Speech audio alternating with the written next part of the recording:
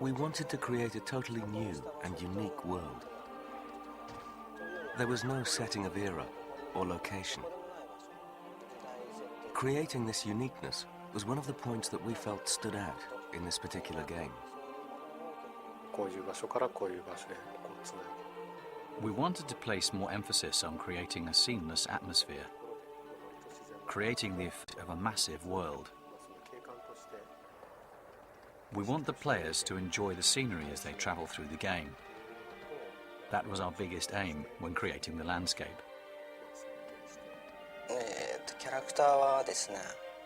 There's essentially the hero, the young boy, and the heroine.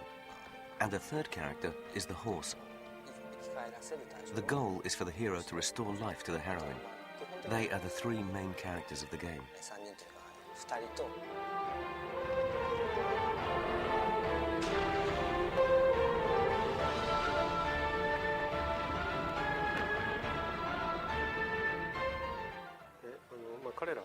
By far the biggest stars of the game are the Colossi.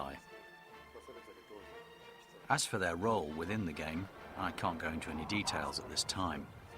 I'll leave it up to your imagination. I hope you enjoyed playing the game and discovering that for yourself. The original concept for the Colossi came from Fumito Ueda, the director. He said he wanted gigantic monsters. So after a lot of debate as to whether they should be an animal or a machine, we collected a lot of base material and images. Everything from the motion of cars, to industrial equipment, to hydraulic presses. We brought all the material together, and we decided the player should be unsure as to whether it's living or mechanical. We wanted to make it quite vague, to stimulate the mind of the player as they go through the game.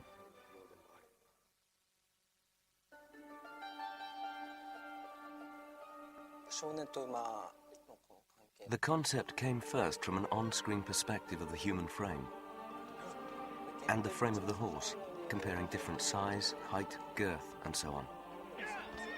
So that was the aspect we focused on initially. Later, we wanted to create something visually which would have a huge impact and would best utilize the horse and the game in collaboration with the main character.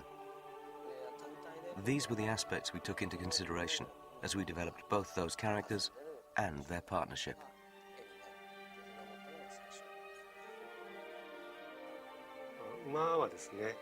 Our modeler and designer created a mock-up of the horse. As opposed to how we worked on Ico, our last game, where we used real horses, with this game we used mock-ups. Some of our staff went out to ride horses for the first time to get a hands-on feel what it's all about and how it should look on screen. When the team experienced the horse riding firsthand, we sensed a great feeling of joy. It was a really worthwhile experience, and we tried to incorporate that feeling as best we could. We hope those feelings are transferred through the character when the player plays the game.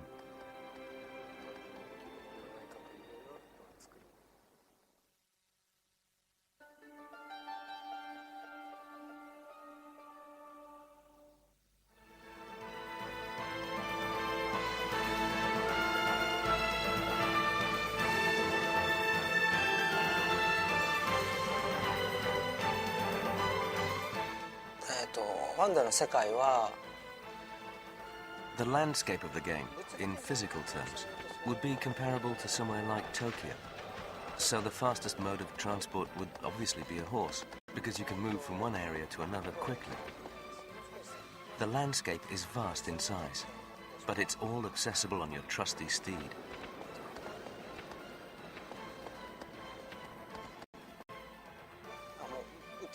The journey to track a Colossus is far more entertaining than simply having boss characters come out one after another. Although that form of game is and acceptable, in the environment we created, in shadow of the Colossus, with the picturesque landscapes and so on, the intention was to incorporate the journey as part of the game to entertain a broader audience.